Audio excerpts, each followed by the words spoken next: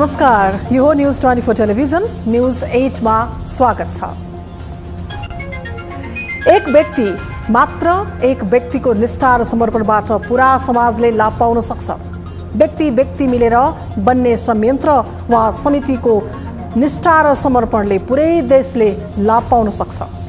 हजारौंका आँखामा दृष्टि फर्काउने नेत्र विशेषज्ञ डाक्टर सन्दुक रोहितलाई सहयोग गर्ने हजारौं भइसकेका छन्। तर पनि उनीबाट प्रदत्त स्वास्थ्य सेवाको सुरुवात अहिलेकै अवस्थाबाट भएको थिएन। अन्धोपन निवारणमा वर्षौंदेखि अनवरत समर्पित डाक्टर रोहितलाई बहराइन सरकारले ईसा अवार्ड दिने घोषणा मंगलबार गर्यो। फिलिपिन्सको रोमन म्यागसेसे पुरस्कार, भारतको पद्मश्री सम्मान, भुटानको नेशनल अर्डर अफ मेरिट आदि अन्तर्राष्ट्रिय पुरस्कारबाट डाक्टर रोहित सम्मानित भइसकेका छन्। ईसा अवार्ड घोषणापछि बुधबार पत्रकारहरूमाझ डाक्टर रोहित प्रस्तुत भए। सोधिएको प्रश्नको जवाब दिने क्रममा उनले भने, मैले जानेको गर्नुपर्ने कामहरू अहिले पनि धेरै छन्। ती धेरै कामहरू छाडेर राष्ट्रपति बन्ने अभिलाषामा पर्न चाहन्न। निश्चय पनि सही मान्छेलाई सही जिम्मेवारी दियो भने नै समाजका लागि योगदान हुन सक्छ। हजारौं बिरामीको सेवा गरेर मानव सेवा गरिरहेका एक विज्ञलाई मूल कामबाट छुटाएर सुरक्षा घेरामा बस्नुपर्ने पदमा पुर्याउनुको लाभ आखिर के होला र? रोहितका लागि राष्ट्रपति पदको प्रस्ताव सारमा उनीप्रतिको सम्मान नै हो। अब न्यूज 8 का हेडलाइन्स। सभामुखका लागि एमालेका देवराज र कांग्रेसकी ईश्वरीको उम्मेदवारी दर्ता। भोलि बिहिबार निर्वाचनबाट सभामुखको टुङ्गो लाग्ने। माओवादीको साथ नपाएपछि कांग्रेस, नेकपा एस र जसपा सहितको नयाँ प्रतिपक्षी गठबन्धन जन्मियो। प्रहरीको फरार सूचीमा रहेका एमाले सांसद कोइरी अझै पक्राउ परेनन्। गृहमन्त्रीले पक्राउ गर्न निर्देशन त दिए, तर आएन नतिजा। पक्राउ पर्ने डरले सांसद नै भए भूमिगत। छुटाउनु पर्यो भन्ने किसिमका दबाव सृजना नगरिदिनु होला।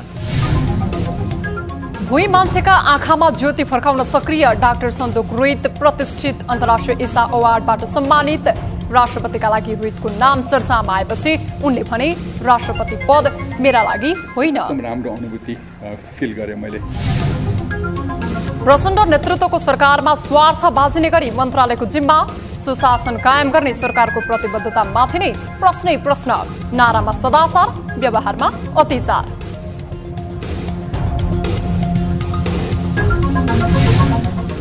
र सरकारले उखुको मूल्य प्रति क्विन्टल 20 रुपैयाँले बढायो। ढुवानी अनुदान सहित अब क्विन्टलको मूल्य 610। किसानको असन्तुष्टि भएन सम्बोधन। रासायनिक मल नपाएपछि झापाका किसान मारमा। जहिले दुःख छ बा के गर्नु।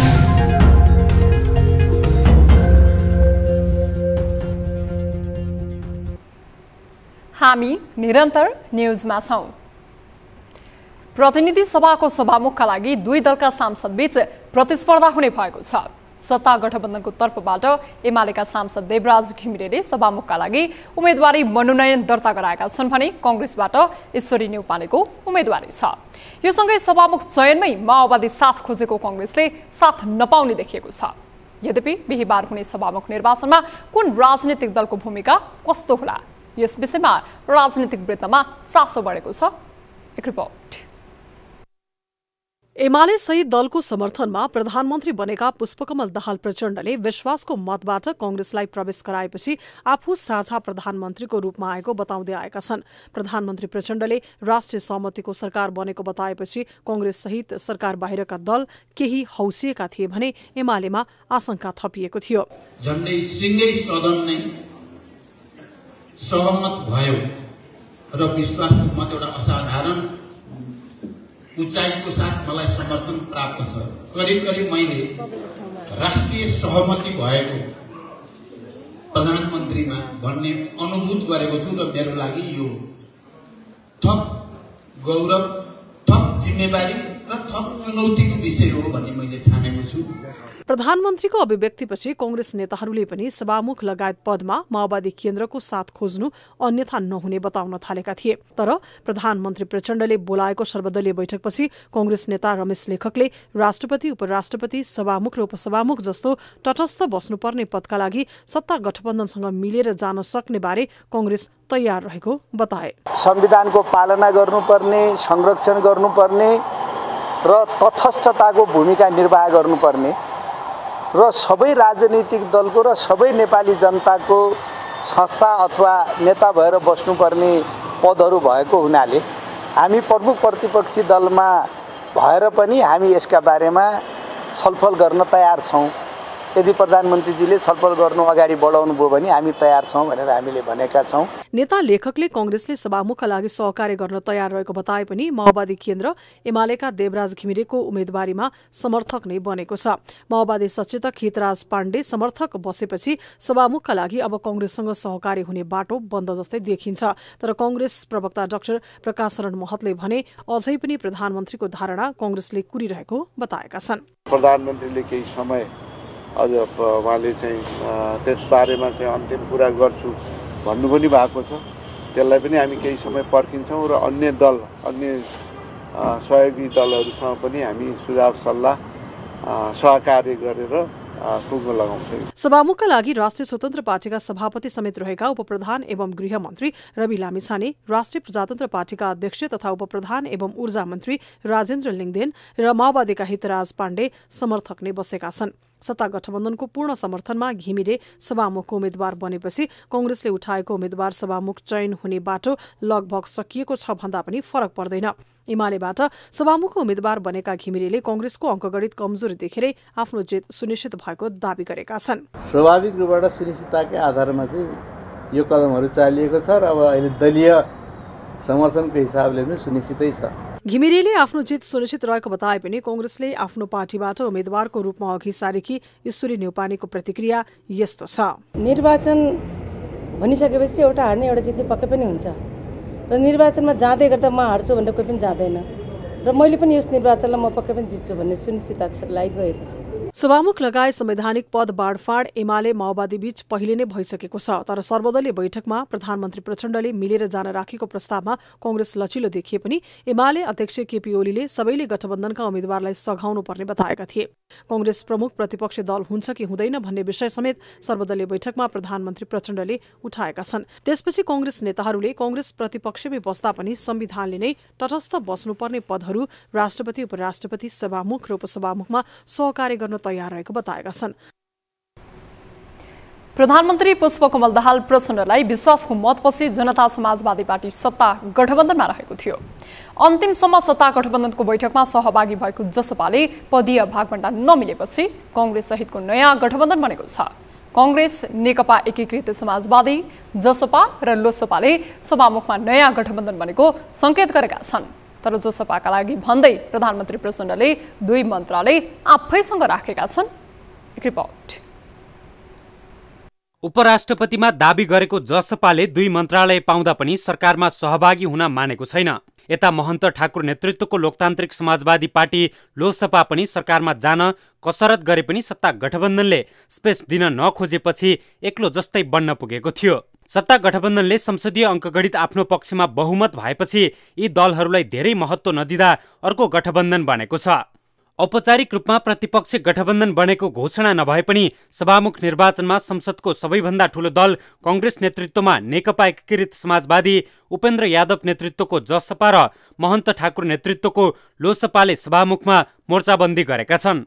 सत्ता गठबन्धनको तर्फबाट एमालेका देवराज घिमिरे सभामुखका उम्मेद्वार बन्दा कांग्रेसले यी दलको समर्थनमा ईश्वरी न्यौपानेलाई अघि सारेको छ। कांग्रेस महामन्त्री विश्वप्रकाश शर्मा प्रस्तावक र नेकपा एकीकृत समाजवादीका सांसद प्रकाश ज्वाला समर्थक रहेर न्यौपानेले बुधबार उम्मेदवारी दर्ता गराएकी छन्। कांग्रेसका 89, जनता समाजवादी पार्टीका 12, नेकपा एकीकृत समाजवादीका 10, लोकतान्त्रिक समाजवादी पार्टीबाट 4 सांसदले सभामुखमा न्यौपानेलाई मत दिएमा जम्मा 115 मत प्राप्त हुने देखिन्छ।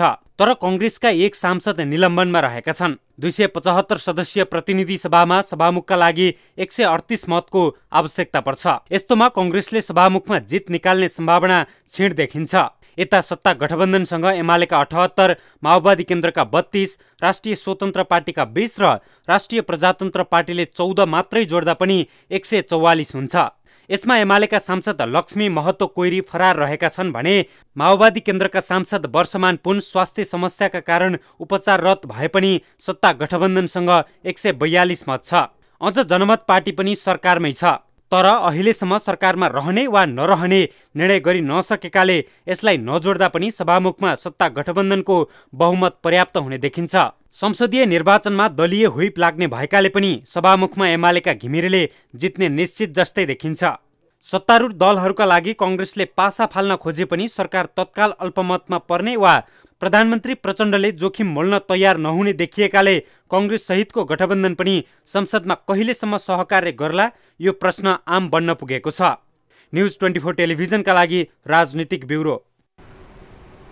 नेपाली कांग्रेसले सभामुखको निर्वाचनमा आफ्नो उम्मेदवार ईश्वरी देवी नेउपानेको पक्षमा मतदान गर्न व्हिप जारी गरेको छ। मुख्य सचेतक रमेश लेखकले बुधबार अपराह्न व्हिप जारी गर्दै सभामुखमा नेउपानेलाई मत दिन व्हिप जारी गरेका छन्। मुख्य सचेतक लेखकले पार्टीको आधिकारिक उम्मेदवार नेउपानेलाई सभामुखका लागि मतदान गर्न व्हिप जारी गर्दै एमालेका उम्मेदवार देवराज घिमिरेलाई मत नदिन व्हिप जारी गरेका हुन्।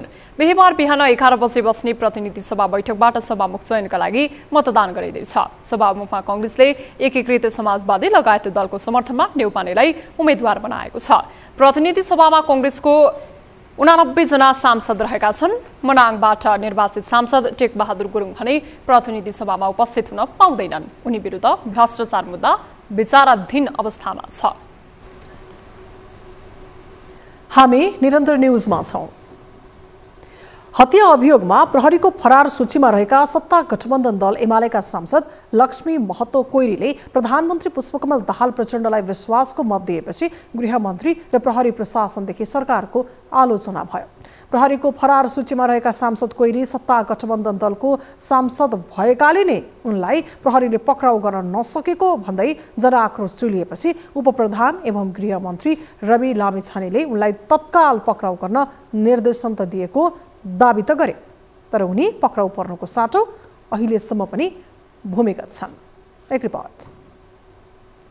संसद बैठकमा गृहमन्त्री रविले आफ्नो मान्छे छुटाइदिनु पर्यो भनेर राजनीतिक दबाब नदिन भन्दै सार्वजनिक अपील गरे। कुनै पनि अपराधिक गतिविधिमा यदि छानबिन भइरहेको छ भने त्यसलाई प्रभाव पार्नको निमित्त आफ्ना मान्छेहरू छुटाउनु पर्यो भन्ने किसिमका दबाब सृजना नगरिदिनु होला। यदि जे हो त्यही गर्ने, नीति नियमलाई पालना गर्ने, ल एन्ड अर्डरलाई पालना गर्ने हो भने त्यो सुरुवात यो गरिमामय संसदमा उपस्थित हामी सबैबाट हुनुपर्दछ। तर उनको अपील र व्यवहारमा तालमेल देखिएन, किनकि संसदमा नै हत्या जस्तो गम्भीर प्रकृतिको अपराधमा प्रहरीको फरार सूचीमा रहेका एमाले सांसद लक्ष्मी महतो कोइरी पनि छन्। गृहमन्त्रीको भाषणकै अर्को दिन कोइरी निर्धक्क प्रधानमन्त्री प्रचण्डलाई विश्वासको मत दिन पुगे। उनले विश्वासको मत दिएपछि प्रहरीको फरार सूचीमा रहेका सांसदले कसरी विश्वासको मत दिए भनी आलोचना चुलियो। सशस्त्र प्रहरीको असै थमन विकको हत्यामा संलग्न भएको आरोपपछि प्रहरीको फरार सूचीमा रहेका कोइरी अहिलेसम्म पक्राउ पर्न सकेका छैनन्। सञ्चार माध्यमदेखि सार्वजनिक रूपमै गृहमन्त्री र प्रहरी प्रशासनको आलोचना सुरु भएपछि त्यसको भोलिपल्ट नै रविले सांसद कोइरीलाई तत्काल पक्राउ गर्न प्रहरीलाई निर्देशन दिएको बताए। प्रहरीले केही प्रक्रिया पुर्याउनु पर्ने भन्दै कोइरीलाई पक्राउ गर्ने दाबी पनि गरेका छन्। मैले इमिडिएट आइजिपी साहबलाई फोन गरेर म आएपछि मैले थाहा पाउने बित्तिकै उहाँलाई यथाशीघ्र पक्राउ गर्नु भनेर उहाँलाई मैले भनिसकेको छु। प्रहरी आफ्नो प्रक्रिया हुन्छ, त्यसको कुन प्रक्रिया छ त्यो प्रक्रियामा लागि पर्नेछ। एमाले अध्यक्षसँग नियमित संवादमा रहने गृहमन्त्रीले एमालेकै सांसदलाई पक्राउ गर्न दिएको निर्देशनमाथि नै सर्वसाधारणले शङ्काको दृष्टिले चासो व्यक्त गरेका थिए। तर प्रहरी प्रशासनले उनलाई पक्राउ गरी पो हाल्छ कि भन्ने अपेक्षा पनि उत्तिकै थियो। तर उनी आजसम्म पक्राउ पर्न सकेका छैनन्। बरु उनी अहिले भूमिगत बनेको बताइन थालेको छ। देश बाहिर जाने हरेक नाकामा प्रहरी प्रशासनको नियन्त्रण छ। विमानस्थलदेखि भारत चीन तर्फको नाकामा पनि प्रहरीले निगरानी गर्ने गर्छ। तर सांसद कोइरी एकाएक भूमिगत बनेका छन्। राज्य प्रणालीले कोइरीलाई पक्राउ गर्न सकेन वा पक्राउ गर्न चाहेन भन्ने प्रश्न मूल रूपमा उठ्न थालेको छ। यता भ्रष्टाचार आरोपमा कांग्रेसका सांसद टेकबहादुर गुरुङ निलम्बनमा परे पनि कोइरीलाई संसद सचिवालयले अहिलेसम्म कुनै कारबाही अघि बढाएको छैन। मुलुकभित्रै रहेका व्यक्तिले पक्राउ नगरेको अवस्थाले राज्य नै कोइरीको बचाउमा लागेको त छैन भन्ने आशंका बढ्दा गृहमन्त्री रविले दिएको निर्देशन कतै पब्लिक कन्जम्सनका लागि बोलिएको त थिएन भन्ने आशंका पनि बलियो बन्दै गएको छ। न्यूज 24 टेलिभिजनका लागि राजनीतिक ब्युरो।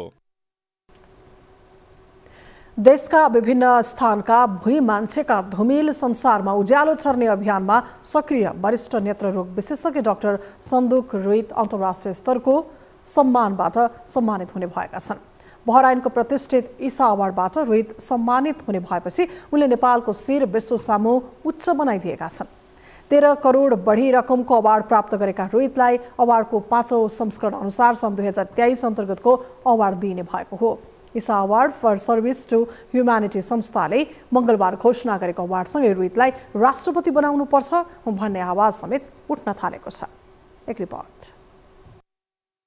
ताप्लेजुङ जिल्लाको अति नै दुर्गम मानिएको ओलाङचुङ गोलामा जन्मिएका डाक्टर रोहितले नेत्र रोग र अन्धोपना निवारणका लागि पुर्याएको योगदान अतुलनीय छ। डाक्टर रोहितले पुर्याएको योगदानको कदर गर्दै बहराइनको प्रतिष्ठित ईसा अवार्डले उनलाई सम्मान गरिने भएको छ। रोहितलाई अन्धोपन निवारणसँगै विशेष गरी मोतीबिन्दुको क्षेत्रमा उनले पुर्याएको योगदानलाई विश्लेषण गर्दै यो अवार्ड प्रदान गर्ने निर्णय गरिएको गल्फ न्यूजले जनाएको छ। Isa award for service to humanity संस्थाले सार्वजनिक गरेको जानकारी अनुसार उक्त अवार्ड फेब्रुअरी महिनामा प्रदान गरिनेछ। अवार्डको 5औं संस्करण अन्तर्गत रोहितलाई अवार्डसँगै $10 लाख अर्थात् नेपाली 13 करोड भन्दा बढी रकम, गोल्ड मेडल र प्रमाणपत्रबाट सम्मान गरिनेछ। ईसा अवार्डबाट सम्मानित हुने खबर पाएपछि आफू निकै हर्षित बनेको रोहितले बताएका छन्। यत्रो ठुलो अर्गनाइजेसनले यत्रो ठुलो अवार्ड दिँदाखेरि म एकछिन त म आफैले विश्वास गर्न सकिनँ, तर मैले एकदम राम्रो अनुभूति फिल गरेँ। मैले असाध्यै राम्रोसँग कसलाई भनौँ हुन्छ नि, त्यस्तो फिल गरेँ मैले।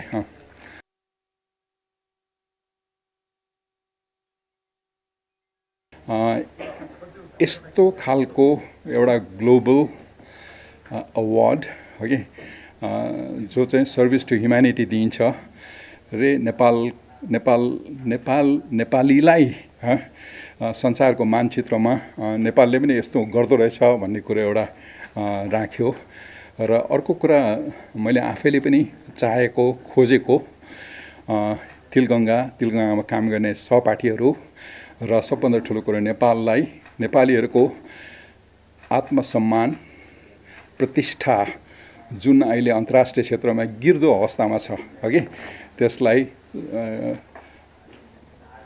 पक्का पनि त्यसलाई धेरै ठुलो लिफ्ट दिएको छ जस्तो लाग्छ मलाई। यस वर्षको 5औं संस्करण अन्तर्गत सन् 2023 को ईसा अवार्डका लागि 139 जना व्यक्ति र संस्थाहरू छनौटमा परेका थिए, जसमध्ये छनौट समितिबाट सुरुमा 6 संस्था तथा व्यक्ति छनौट गरेको थियो। अमेरिका स्थित मर्सी सिप, बंगलादेशको फ्रेन्डशिप एनजीओ, गरिबको हितमा सक्रिय कोलम्बियाली क्यामिलो जोस हेरेया, वातावरण संरक्षणमा क्रियाशील केन्याकी नेजाम्बी माटी, स्विजरल्याण्डको जेनेभा स्थित विश्व स्वास्थ्य संगठन फाउन्डेशन र नेपालका डाक्टर रोहित परेका थिए। डाक्टर रोहितका अनुसार ईसा अवार्डका लागि ईसा अवार्डका जुरीहरूबाट नै आफूलाई नोमिनेसनमा राखिएको हो। यस अवार्डले आफ्नो मात्र नभएर समग्र देशको आत्मसम्मानलाई बढाउन मद्दत पुगेको उनी बताउँछन्। नेपालीलाई संसारको मानचित्रमा नेपालले पनि यस्तो गर्दो रहेछ भन्ने कुरो एउटा राख्यो।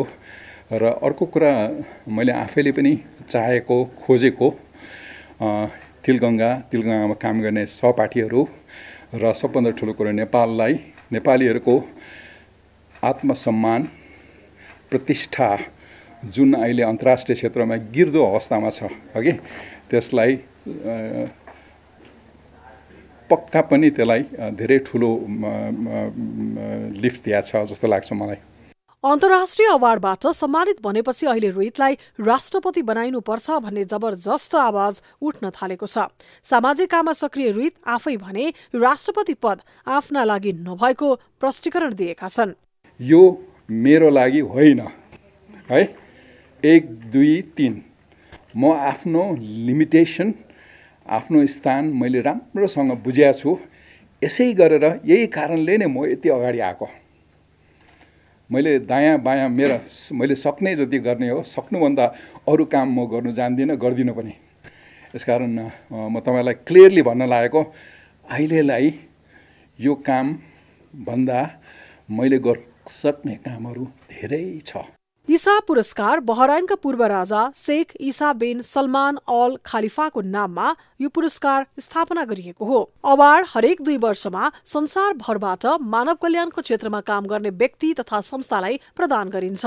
कोभिडको समयमा भने अवार्ड रोकिएको थियो, तर यसपल्टको ईसा अवार्ड 2023 नेपालका वरिष्ठ नेत्ररोग विशेषज्ञ सन्दुक रोहितलाई प्रदान गरिनु चिकित्सा क्षेत्रका लागि मात्र नभएर सिङ्गो मुलुकका लागि गर्वको कुरा हो। न्यूज 24 टेलिभिजनका लागि क्यामेरामा सुनिल गुरुङका साथमा त्रिगुणा भट्टराई बस्नेतको रिपोर्ट। सत्ता गठबन्धन फुटाउन सकिन्छ कि भनेर प्रधानमन्त्रीमा पुष्पकमल दाहाल प्रचण्डलाई विश्वासको मत दिएको कांग्रेस अन्तिममा आएर प्रतिपक्षी दलको हवाला दिँदै सभामुखमा उम्मेदवारी दिन पुगेको छ। सरकारमा सहभागी नभएका दलहरूको समर्थन कांग्रेसका लागि राजनीतिक बुटी बन्न सक्छ, तर कांग्रेसभित्रको आन्तरिक राजनीतिले अझै सही दिशा समात्नै सकेको छैन। प्रतिपक्षमा बस्नुपर्ने कांग्रेसले सत्ता समीकरण फुटाउन गरेको कोसिस नै राजनीतिक बेमानी थियो भन्नेहरूको जवाब बाक्लै छ। प्रधानमन्त्रीलाई विश्वासको मत दिएर संसदलाई प्रतिपक्षी विहीन जस्तै बनाएको कांग्रेस फोहोरी राजनीतिका लागि अग्रसर बन्दैछ। तर किन? एक रिपोर्ट। प्रधानमन्त्रीलाई विश्वासको मत दिएर राष्ट्रपति सभामुख जस्ता संवैधानिक पदहरूमा बार्गेनिङ गरिरहेको कांग्रेसले अन्ततः सभामुखमा उम्मेदवारी दिएको छ। सत्ता गठबन्धनले कुनै पनि पद नदिने भएपछि कांग्रेसले विपक्षी गठबन्धन बनाएर सभामुखमा उम्मेदवारी दिएको हो। बुधबार उम्मेदवारी दर्ता गराउँदै कांग्रेस सांसद ईश्वरी न्यौपानेले सांसदहरूले दिने मतकै आधारमा आफ्नो जित सुनिश्चित भएको बताइन्।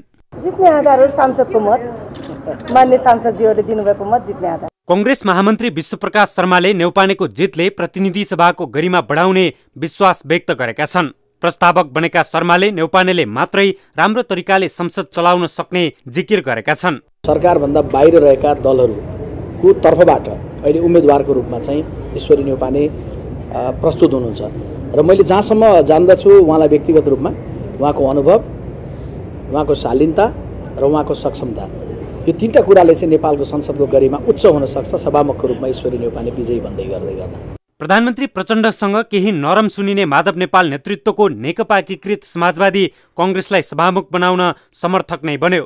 नेकपा यसका सांसद प्रकाश ज्वाला सभामुखको उम्मेद्वार बनेकी न्यौपानेको समर्थक बनेका छन्। ज्वालाले आफ्नो दलले सभामुखमा कांग्रेसलाई सघाउने निर्णय गरेको बताएका छन्। उम्मेदवारी दिनुहुन्छ, हामी समर्थन गर्छौँ र उपसभामुखमा तपाईँहरूको दाबी छ भनिएको छ, जसपाको उपराष्ट्रपतिमा छ। उपसभामुखको बारेमा छलफल भएको छैन। सभामुखको निर्वाचनपछि हामी छलफल गर्छौँ। प्रधानमन्त्रीलाई विश्वासको मत दिएको कांग्रेस गठबन्धन भत्काउने र फेरि सत्ताको चाबी आफ्नो हातमा ल्याउने दाउमा थियो।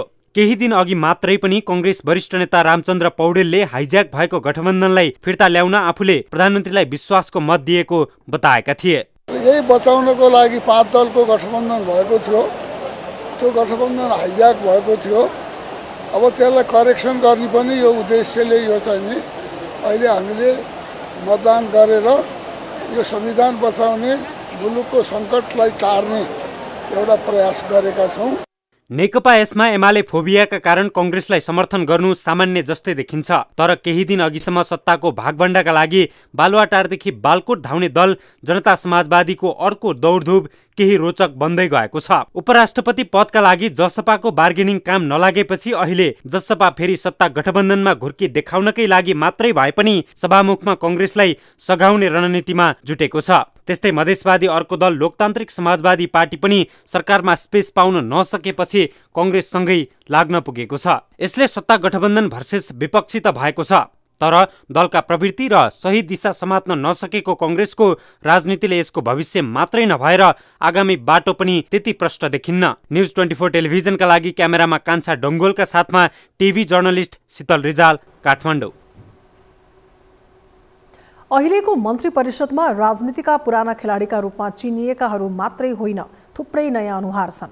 पुराना पार्टी मात्रै होइन, नयाँ पार्टीहरूबाट समेत सरकारको नेतृत्वमा पुगेकाहरू उल्लेख्य छन्। नयाँ पार्टी, नयाँ जोश र सुशासनका नारा घन्काउँदै जनताका मत बटुलेकाहरूबाट राजनीतिक व्यथिति, सुधारको जनअपेक्षा थियो।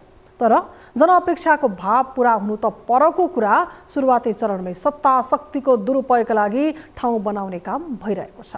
एक रिपोर्ट। एमालेको काँध टेकेर माओवादी केन्द्रका अध्यक्ष पुष्पकमल दाहाल प्रचण्ड प्रधानमन्त्री बने। प्रचण्डलाई सत्ताको बागडोर दिलाउने काममा एमाले मात्रै होइन, राष्ट्रिय स्वतन्त्र पार्टी, राप्रपा, जनमत पार्टी लगायतले सहयोग गरे। त्यसैको बदलामा प्रचण्डले सत्ता शक्तिमा भागबण्डा गर्नु पर्यो। परिणाममा त उनले नवोदय पार्टी र नवोदय नेताहरूलाई रिझाउनु पर्ने स्थिति नै बन्यो। त्यसैको असर हो अहिलेको मन्त्री परिषदका सदस्यका रूपमा रहेका केही पात्रहरूको छविले सुरुवाती चरणमै सरकारको आलोचना चुलिनु। राजनीति दर्शनको अध्ययनमा अङ्ग्रेजीमा एक वाक्य छ, कन्फ्लिक्ट अफ इन्ट्रेस्ट, अर्थात् स्वार्थको द्वन्द। जहाँ भन्न खोजिएको छ राजनीतिमा स्वार्थ बाजिनु हुँदैन, स्वार्थ बाजिएमा सत्ताको चरम दुरुपयोग हुने सम्भावना उच्च हुन्छ। तर सुशासन कायम गर्दै रामराज्य जस्तो राजनीति बनाउँछौ भनी भाषण गर्दै हिँड्ने नेताहरूले नै स्वार्थ बाजिने गरी सत्ताको शक्ति आफ्नो मुठ्ठीमा पारिरहेका छन्। राप्रपाका अध्यक्ष राजेन्द्र लिङ्गदेनले शपथ ग्रहण गर्दै गर्दाको यो बाचा सुनौ। नेपालको सन्दर्भमा सरकारमा जानु, मन्त्री हुनु भनेको नै चुनौतीपूर्ण जस्तो चाहिँ नै ठानिन्छ कि त्यहाँ गएपछि मान्छे बिग्रिन्छ नै। त्यसकारणले नबिग्रेको मान्छेहरू जानुहुन्न भन्ने हिसाबले मेरा शुभेच्छुकहरूले बिहानसम्म पनि कतिले सुझावहरू दिइराख्नु भएको थियो। त्यसकारणले लाग्छ यो चुनौतीपूर्ण छ, तर म यसलाई चाहिँ अवसरमा परिणत गर्छु।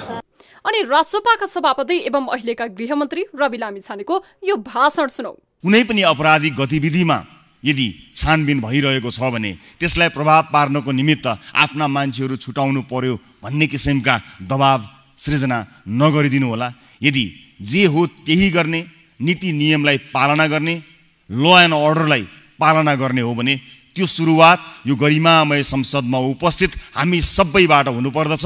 र म छातीमा हात राखेर यो गरिमामय संसदमा भन्न चाहन्छु, म सम्बद्ध दलका कुनै पनि प्रतिनिधिहरूबाट, सांसदहरूबाट कुनै पनि किसिमको अनियमितता हुने छैन। उनीहरूबाट जनताले राजनीतिक व्यथितिमा सुधारको अपेक्षा गरेका थिए, तर भाषणसँग उनीहरूको व्यवहारमा तालमेल भने देखिँदैन।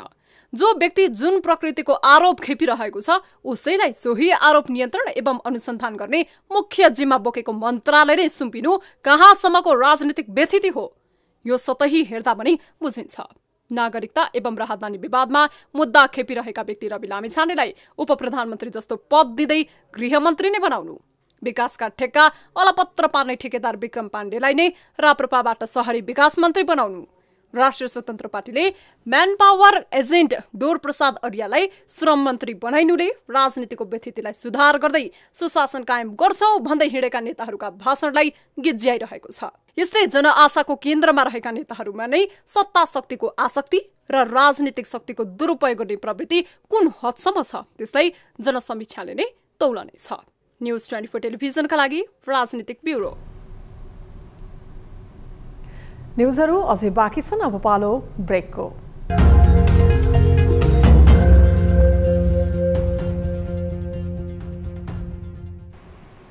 हामी निरन्तर न्युजमा छौं। उपप्रधानमन्त्री तथा अर्थमन्त्री विष्णु पौडेलले निराशाजनक अर्थतन्त्रको अवस्थाबारे अध्ययन गरिरहेको बताएका छन्। नेपाल चेम्बर अफ कमर्सद्वारा आयोजित अर्थतन्त्र अबको बाटो विषय कार्यक्रममा बोल्दै मन्त्री पौडेलले खस्किँदै गइरहेको अर्थतन्त्रबारे सूक्ष्म अध्ययन गरिरहेको बताएका हुन्। कार्यक्रममा सरोकारवालाहरूले अर्थतन्त्रको वर्तमान अवस्थाबारे उल्लेख गर्दै अर्थतन्त्र जोगाउन विशेष भूमिका खेल्न अर्थमन्त्रीलाई आग्रह गरेका छन्। एक रिपोर्ट। नाकाबन्दी, भूकम्प र कोभिडले समेत झुकाउन नसकेको अर्थतन्त्रलाई बचाउन निजी क्षेत्रसँग सहकार्य गर्दै अगाडि बढ्ने मन्त्री पौडेलले बताएका छन्। पौडेलले अर्थतन्त्रका समस्या पहिचान गरेर समाधानको बाटो पहिल्याउन सरकारले प्रयत्न गर्ने प्रतिबद्धता समेत व्यक्त गरे। निजी क्षेत्रलाई आरोप प्रत्यारोप गर्नुभन्दा पनि सरकार र निजी क्षेत्र मिलेर सबै समस्या समाधान गर्ने गरी अर्थतन्त्रलाई सही दिशामा लैजाने बताए। एक गरेर समाधान गर्ने त्यो सामर्थ्य सरकारले राख्छ। हामी देशभरिमा अगाडि बढ्छौँ भन्ने कुरामा म यहाँलाई विश्वास दिलाउन चाहन्छु। र सँगसँगै म के भन्न चाहन्छु भने सरकारका समस्यालाई पनि निजी क्षेत्रले बुझ्दै आएको छ, बुझ्नुपर्छ। त्यसर्थ मैले प्राय भन्ने गरेको छु, सरकारले निजी क्षेत्र गएर हेर्नु पर्यो, निजी क्षेत्रले सरकार गएर हेर्नु पर्यो, एकअर्काका समस्यालाई देश रूपमा हेर्नु बुझ्नु पर्यो। त्यसो हुन सक्दाखेरि निजी क्षेत्र र सरकारका बिचको जुन सम्बन्ध हो त्यसमा कुनै दूरी वा कुनै खाडल स्थिति रहँदैन भन्ने मलाई लाग्छ। अर्थशास्त्री स्वर्णिम वाग्लेले बहालवाला कर्मचारीलाई तालिम दिएर राजस्व सङ्कलन नबढ्ने दाबी गरेका छन्। अहिलेका कर्मचारीलाई तालिम दिएर राजस्व बढाउने सोच बनाउनु भन्दा पनि विषय विज्ञहरूलाई हायर गरेर काम गर्ने हो भने राजस्व बढाउन सक्ने उनको भनाइ छ। अर्थतन्त्र अबको बाटो नामक अन्तर्क्रिया कार्यक्रममा उनले विश्वभर नै आर्थिक अवस्था संकुचनतर्फ लागेको बताए। नेपालको उठाएको राजस्व तपाईँ हामीले तिरेको कर यही 4,80,000 पाल्न नै हो। अलिअलि रेट सेट तिर्ने इत्यादि कुराहरू हुन्छ। तर यसमा अब हामी जानु पर्यो, यो रिफर्ममा जानु पर्यो। आजको भोलि नै कुनै गिमिकको लागि स्टन्टको रूपमा होइन कि यसलाई सिक्वेन्स बनाएर सबैलाई डायलगमा गएर बिस्तारै यो चाहिँ हामीले घटाउनै पर्छ। नभए यो खाडो अनुदानहरू सुकिरहेका छ, राजस्वको सीमाहरू छन् भनेपछि यो ग्याप सधैँ रहिरहनु भएन। त्यस्तै भन्सार र राजस्व प्रशासनमा सुधार गर्नु अत्यावश्यक रहेको भन्दै पूर्व अर्थमन्त्री युवराज खतिवडाले भन्सारलाई कडाई गर्नुपर्ने बताएका छन्। उनले हुण्डीलाई निरुत्साहित गर्नुपर्ने र आन्तरिक रूपमा उत्पादन हुने वस्तु घटिरहँदा सीमा नाकामा हुने चोरी निकासीलाई न्यूनीकरण गर्नुपर्ने बताए। सीमा पारीबाट भित्रिने वस्तुहरू रोक्नका लागि सीमा प्रशासन र भन्सार मिलेर समाधान गर्नुपर्ने खतिवडाको भनाइ छ। एकैचोटि 1.5 घरमा राष्ट्रपतिको खर्च अलिकति सोफोकेसन भएको मैले फिल गरेको छु। त्यहाँ पनि हिजो 2 खर्बभन्दा बढी इन्जेक्ट गर्दाखेरि भएको थियो भने एकैचोटि 1.5 खर्ब किन विथड्र गर्नु पर्यो भने राष्ट्रपतिसँग पनि कुरा गरौँला, हाम्रो सल्लाहहरू दिउँला।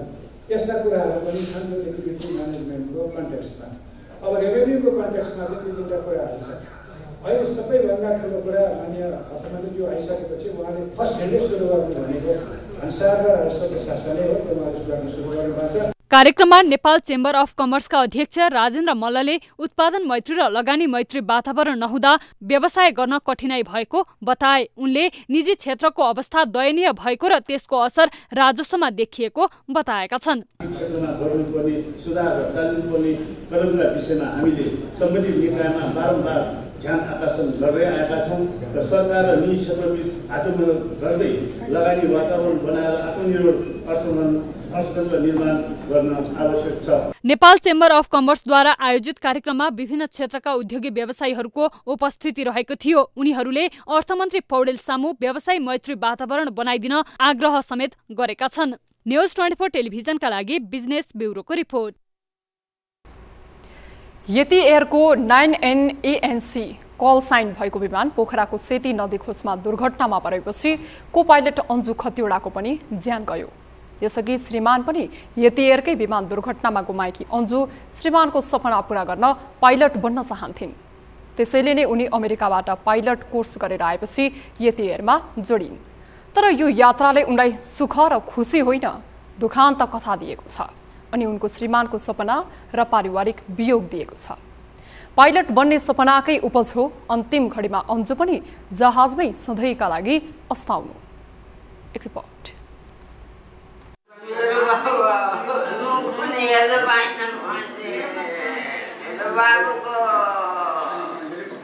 उनी विमान दुर्घटनामा ज्यान गुमाएकी को पाइलट अन्जुकी हजुरआमा हुन्। उमेरले 93 वर्ष पुगेकी अन्जुकी हजुरआमा सुभद्रा देवी खतिवडा जीवनको उत्तरार्धमा नातिनीलाई भयानक दुर्घटनामा गुमाउनु परेपछि विक्षिप्त छिन्। मुख पनि हेर्न पाइन भन्दै बुढ्यौलीले छपक्कै छोपेकी सुभद्रा मात्रै होइन, सिङ्गो परिवार नै शोकमा डुबेको छ। अन्जुका काका पनि सरकारले विमानको यान्त्रिक परीक्षण गरेर उडान भर्न बाध्य बनाए यस्तो हुँदैन थियो कि भन्छन्। त्यो उड्नुभन्दा पहिले सरकारले चाहिँ केही जाँच गरिदिएको हुन्थ्यो, जाँच गरेर उडाइदिए राम्रो हुन्थ्यो है। अब हामीले के भन्ने त्यो अब त्यहाँको काम गर्ने निकायहरूको कमजोरी जस्तो लाग्यो मलाई। विराटनगर 5 की अन्जुका बुबा गोविन्द खतिवडा नै 65 वर्ष पुगे। आमा इन्दिरा 60 वर्ष पुगिन्। ज्वाइँलाई विमान दुर्घटनामै गुमाएपछि खतिवडा दम्पति छोरीले नर्सिङ पढोस् भन्ने चाहन्थे। तर अन्जु श्रीमानको सपना पूरा गर्ने भन्दै पाइलट नै बन्नेमा दृढ थिइन्। यसैले उनी पाइलट बनिन्। तर दुखान्त श्रीमान श्रीमतीको मृत्यु यति एयरकै विमान दुर्घटनामा भएको छ। अन्जुका 22 वर्षीय छोरी र एक छोरा छन्। छोरी अध्ययनका लागि क्यानाडामा रहेकी छन् भने छोरा नेपालमै छन्। विमान दुर्घटनामा श्रीमान गुमाएपछि दोस्रो विवाह गरेकी अन्जु विमान दुर्घटनामै अस्ताएपछि विराटनगर स्थित उनको घर अहिले शोकाकुल बन्न पुगेको छ। 60 कटेका बा-आमा छोरीको शव लिन काठमाडौँ आएका छन्। पोस्टमार्टमदेखि सबै प्रक्रिया पूरा कहिले होला? अन्जुका आफन्तले उनको अन्तिम दाह संस्कार कहिले गर्लान्? सब बुझाउने दिन जति लम्बिँदैछ आफन्तलाई पीडा पनि त्यति नै थपिँदैछ। न्युज 24 टेलिभिजनका लागि मोरङबाट टिभी जर्नलिस्ट तारा आचार्यको सहयोगमा जिल्ला ब्युरो। सरकारले उखुको मूल्य प्रति क्विन्टल 20 रुपैयाँले वृद्धि गरेको छ। बुधबार बसेको मन्त्री परिषदको बैठकले कृषि तथा पशुपन्छी विकास मन्त्रालयको प्रस्ताव र उद्योग मन्त्रालयको सिफारिसमा यो वर्षको बिक्री मूल्य निर्धारण गरेको हो। उपप्रधान तथा अर्थमन्त्री विष्णु पौडेलले सरकारले उखुको मूल्य प्रति क्विन्टल 540 रुपैयाँ तोकिएको र 70 रुपैयाँ सरकारले ढुवानीका लागि अनुदान दिने निर्णय भएको जानकारी दिएका छन्। गत वर्ष सरकारले उखुको मूल्य प्रति क्विन्टल 520 रुपैयाँ तोकेको थियो भने ढुवानी बापतको अनुदान रकम 70 रुपैयाँ नै कायम गरेर कुल मूल्य 590 रुपैयाँ प्रति मेट्रिक टन बनाएको थियो।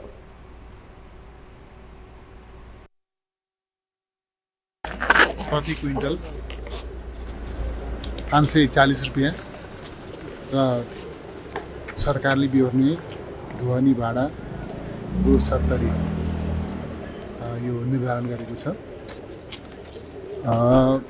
त्यसका साथै विभूषण राज्यले प्रदान गर्ने विभूषणका सम्बन्धमा सरकारले उखुको न्यूनतम मूल्य नै क्विन्टलमा 20 रुपैयाँले वृद्धि गरेर नयाँ मूल्य तोकेको हो।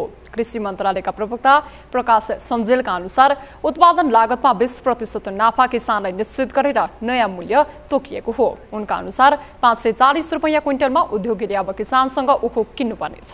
बाँकी 70 रुपैयाँ भने किसानलाई सरकारले दिएको अनुदान हो। तर सरकारले उखुको मूल्य तोके पनि किसानले सन्तुष्टि भने जनाएका छैनन्। किसान प्रतिनिधिहरूले पछिल्लो केही वर्षमा बढेको चिनीको मूल्यको आधारमा उखुको मूल्य तोक्नुपर्ने माग गरिरहेका छन्। झापाका किसानलाई यति बेला हिउँदे बाली लगाउने चटारो छ। पल्ल तल धान बाली थन्काइसकेका किसान अहिले खेतबारीमा हिउँदे बाली लगाउन व्यस्त देखिन्छन्। पछिल्लो समय खेती गर्न खर्चिलो बन्दै गइरहेको छ। खर्च गरेर बाली लगाए पनि समयमा युरिया, डिएपी लगायतका रासायनिक मल उपलब्ध नहुँदा किसानहरू थप मारमा परेका छन्। एक रिपोर्ट। झापाका अधिकांश किसानहरू हिउँदे बाली लगाउने चटारोमा छन्।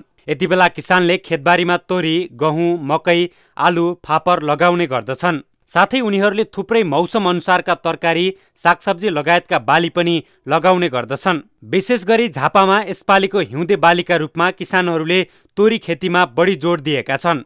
प्राय किसानहरूले 5 कट्ठादेखि 15 बिघासम्म हाइब्रिड मकै, तोरी र गहुँ खेती लगाएका छन्। राम्रो खनजोत गरी समयमा नै आवश्यक रासायनिक मल तथा पानी पुर्याउन सक्ने हो भने मकै, तोरी र गहुँ खेतीबाट मनग्गे उब्जनी हुने गर्दछ।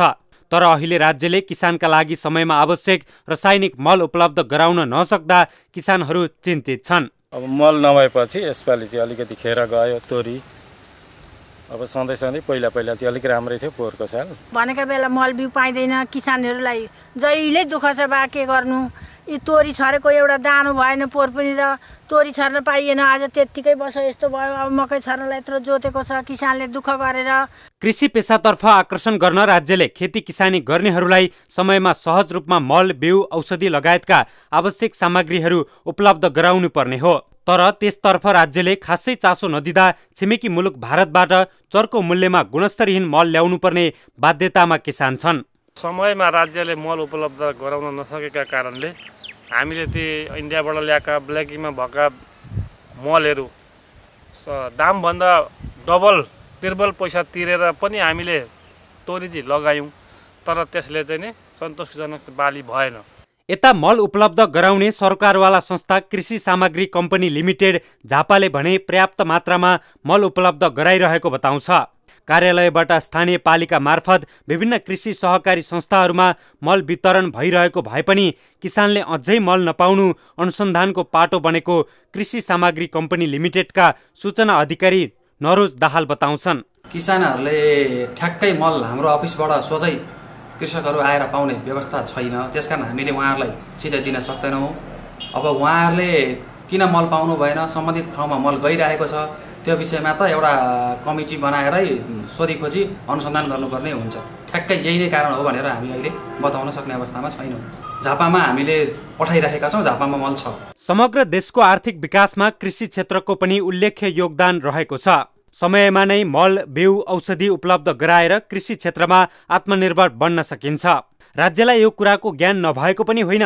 यिनै विषयलाई मुद्दा बनाएर सत्तारोहण गरेकाहरू पनि कुर्सीमा पुगेपछि विमुख हुन्छन्। यदि सरकारवाला निकायले किसानको समस्यालाई प्राथमिकताका साथ समाधान गर्नेतर्फ सोच्ने हो भने खाद्यान्न आयातकै नाममा विदेशी नै धनराशि रोकिने थियो कि? राज्यले सोच्नै पर्ने विषय बनेको छ। न्युज 24 टेलिभिजनका लागि झापाबाट टिभी जर्नलिस्ट युवराज आचार्यको रिपोर्ट। हामी निरन्तर न्युजमा छौं। पर्सा जिल्लामा अवैध हुण्डी कारोबार बढ्दै गएको छ। प्रहरीले स्रोत नखुलेको 22,50,000 रुपैयाँ सहित 2 हुण्डी कारोबारीलाई पक्राउ गरेको छ। पक्राउ पर्नेमा वीरगञ्ज महानगरपालिका वडा नम्बर 16 नगवाका 34 वर्षीय विकास शाह र वीरगञ्ज महानगरपालिका वडा नम्बर 18 इनरुवा मनियारी निवासी 19 वर्षीय सुभाष कुमार शाह छन्। प्रहरीले उनीहरूमाथि शंका लागि चेक जाँच गर्ने क्रममा BR 5AE 9343 नम्बरको भारतीय स्कुटरमा पछाडि बस्ने सुभाष कुमार शाहले बोकेको झोलाभित्र 1,500 तथा 100 दरका 22,50,000 नेपाली रुपैयाँ फेला परेको जिल्ला प्रहरी कार्यालय पर्साका प्रहरी नायब उपरीक्षक दीपक गिरीले जानकारी दिए। साथै अभियुक्तहरूले प्रयोग गरेको 2 थान मोबाइल समेत बरामद गरिएको छ। आफूसँग रहेको रकमको स्रोत खुलाउन नसक्दा उनीहरूलाई नियन्त्रणमा लिई बैंक तथा वित्तीय संस्था सम्बन्धी ऐन 2073 बमोजिमको कसुरमा अनुसन्धान भइरहेको छ। अब बिजनेस न्युज।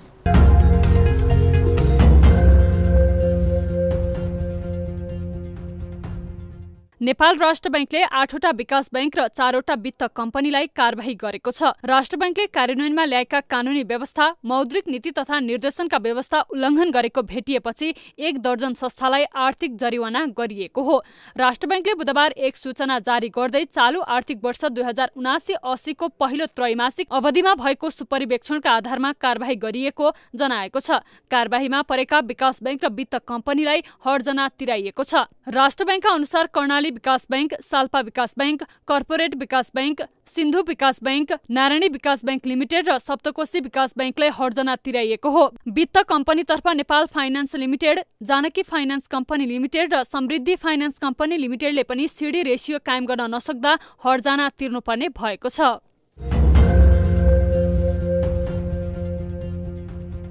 नेपाल टेलिकमले मोबाइल तथा PSTN टेलिफोन सेवा अवरुद्ध हुने समस्या दोहोरिन नदिन प्रणालीगत सुधार गर्ने भएको छ। मंगलबार करिब 12 बजेदेखि केही समय कम्पनीका केही उपकरणमा प्राविधिक समस्या आई छोटो अवधिका लागि मोबाइल तथा PSTN टेलिफोन सेवा अवरुद्ध हुन गएकोमा कम्पनीका प्राविधिकबाट तत्काल समाधान गरिएको जनाउँदै त्यसको प्रणालीगत सुधार गर्ने टेलिकमले जनाएको छ। टेलिकमले बुधबार एक विज्ञप्ति जारी गर्दै सेवाग्राहीलाई निर्बाध गुणस्तरीय दूरसञ्चार सेवा प्रवाह गर्न कम्पनी सदा प्रतिबद्ध रहेको जनाउँदै भविष्यमा यस्ता समस्या दोहोरिन नदिन दीर्घकालीन समाधान गर्ने टेलिकमको प्रतिबद्धता रहेको छ। साथै मोबाइल, टेलिफोन तथा कम्पनीका अन्य सेवामा कुनै समस्या आएमा 1498 र 198 मा सम्पर्क गरी समाधानका लागि पहल गर्न पनि कम्पनीले सम्पूर्ण ग्राहक महानुभावमा अनुरोध समेत गरेको छ।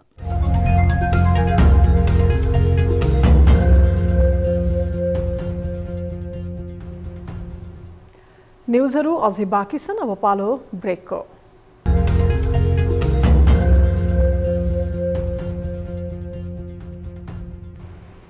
हामी निरन्तर न्युजमा छौं। अब स्पोर्ट्स न्युज।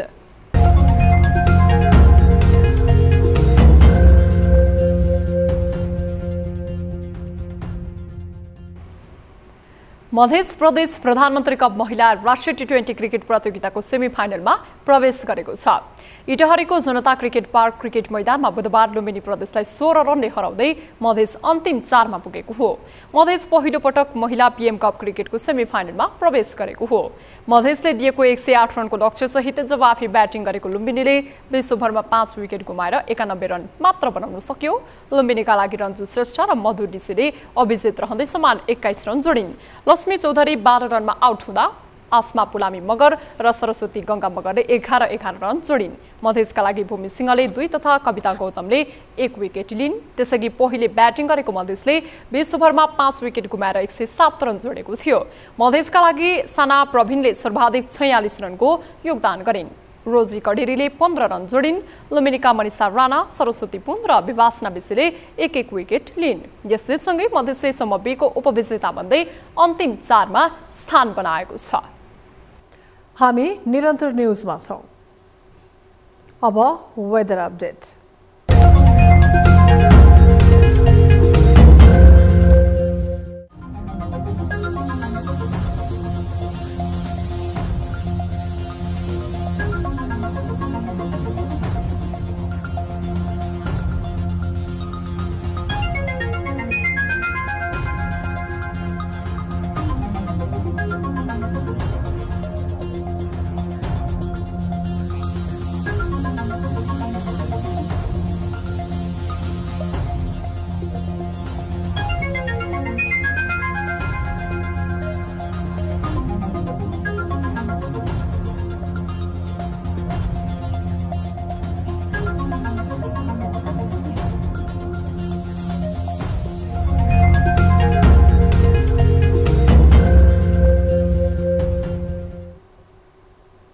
अब न्यूज 8 को अन्त्यमा पुनः हेडलाइन्स। सभामुखका लागि एमालेका देवराज र कांग्रेसकी ईश्वरीको उम्मेदवारी दर्ता। भोलि बिहिबार निर्वाचनबाट सभामुखको टुङ्गो लाग्ने। माओवादीको साथ नपाएपछि कांग्रेस नेकपा यस र जसपा सहितको नयाँ प्रतिपक्षी गठबन्धन। प्रहरीको फरार सूचीमा रहेका एमाले सांसद कोइरी अझै पक्राउ परेन। गृहमन्त्रीले पक्राउ गर्न निर्देशन त दिए, तर आएन नतिजा। पक्राउ पर्ने डरले सांसदले भए भूमिगत पर्यो भन्ने किसिमका दबाव सृजना नगरिदिनु होला। भोलि मान्छेका आँखामा ज्योति फर्काउन सक्रिय डाक्टर सन्दुक रोहित प्रतिष्ठित अन्तर्राष्ट्रिय इस अवार्डबाट सम्मानित। राष्ट्रपतिका लागि रोहितको नाम चर्चामा आएपछि उनले भने, राष्ट्रपति पद मेरा लागि होइन। एकदम राम्रो अनुभूति फिल गरेँ मैले। प्रचण्ड नेतृत्वको सरकारमा स्वार्थ बाझिने गरी मन्त्रालयको जिम्मा। सुशासन कायम गर्ने सरकारको प्रतिबद्धतामाथि प्रश्नै प्रश्न। नारामा सदाचार, व्यवहारमा अत्याचार।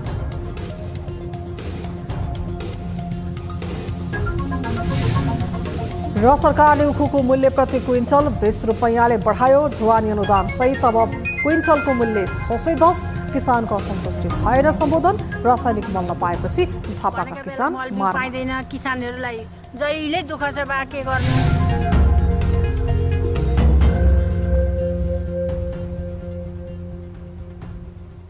न्युज 8 अहिलेलाई यति नै। जाँदा जाँदै ताली र गालीका लागि हामीले सोधेको प्रश्न। Man power company, education consultancy र रेमिट्यान्स व्यवसाय चलाउने डोल प्रसाद अरियाल श्रम मन्त्री बनेका छन्। राष्ट्रिय स्वतन्त्र पार्टीको बाचा बमोजिम नयाँ मन्त्रीले काम गर्न सक्छन् भन्नेले तालीमा र सक्दैनन् भन्नेले गालीमा। हाम्रो पात्रको एप्लिकेसनमा गएर भोट गर्न नभुल्नुहोला। थप न्युजका लागि हाम्रो वेबसाइट www.news24nepal.com हेर्नुहोला। साथै हामीलाई फेसबुक, ट्विटर र युट्युबमा पनि फलो गर्न सक्नुहुनेछ। यस्तै मोबाइल, इमेल र भाइबरबाट न्युज 24 को हेल्प डेस्कमा केही समस्या र गुनासा छन् भने सम्पर्क गर्न सक्नुहुनेछ। अहिलेलाई बिदा दिनुहोस्। हामी निरन्तर न्युजमा छौं। नमस्ते।